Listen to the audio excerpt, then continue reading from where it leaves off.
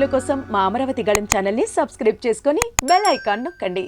AP మంత్రి వర్గంలో చోటు దక్కని ఎమ్మెల్యే చింతకాయల అయ్యన్న పాత్రుడికి కీలక పదవి ఇవ్వాలని చంద్రబాబు నిర్ణయం తీసుకున్నట్టు తెలుస్తోంది. ఆయన్ను ఏపీ స్పీకర్ గా నియమించేందుకు చంద్రబాబు సిద్దమైనట్టుగా సమాచారం. అయ్యన్న తాజా ఎన్నికల్లో గెలవడం ద్వారా అసెంబ్లీలో అడుగుపెట్టడం ఇది 7వసారి. పార్టీ ఆవిర్భావం నుంచి టీడీపీలో పనిచేస్తున్న అయ్యన్న 1983, 85, 94, 99, 2004, 2014, 2024లో ఎమ్మెల్యేగా విజయం సాధించారు. 1996లో అనకాపల్లి నుంచి లోక్సభకు ఎన్నికయ్యారు. ఎన్టీఆర్, చంద్రబాబు మంత్రివర్గాల్లోనూ పనిచేశారు. ఇటీవలి మంత్రివర్గంలో ఆయనకు అవకాశం దక్కలేదు. గత 5ఏళ్లలో మాజీ సీఎం జగన్ పైన ఆయన తీవ్ర విమర్శలు గుప్పించిన విషయం తెలిసిందే.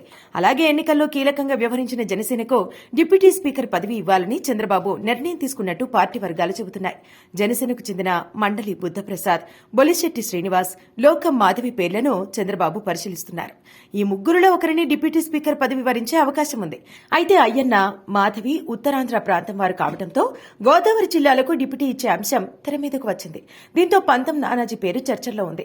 పవన్ ఈ ఎంపికపైన తుది నిర్ణయాన్ని తీసుకోనున్నారు. దీంతో స్పీకర్, డిప్యూటీ స్పీకర్ దాదాపు ఖరారు కావడంతో రఘురామరాజుకు ఏ పదవి ఇస్తారనేది చర్చగా మారింది. చంద్రబాబు ఇప్పటికే రఘురామ విషయంలో ఒక నిర్ణయానికి వచ్చినట్టు తెలుస్తోంది. రాష్ట్ర మంత్రి వర్గంలో క్షత్రియ సామాజిక వర్గానికి ప్రాధాన్యత దక్కలేదు. దీంతో ఈ వర్గానికి టీటీడీ బోర్డు చైర్మన్ పదవి అప్పగిస్తారని అంచనాలున్నాయి. ఇందుకు అశోక్ గజపతిరాజు, రఘురామ పేర్లపైన చర్చ సాగుతోంది.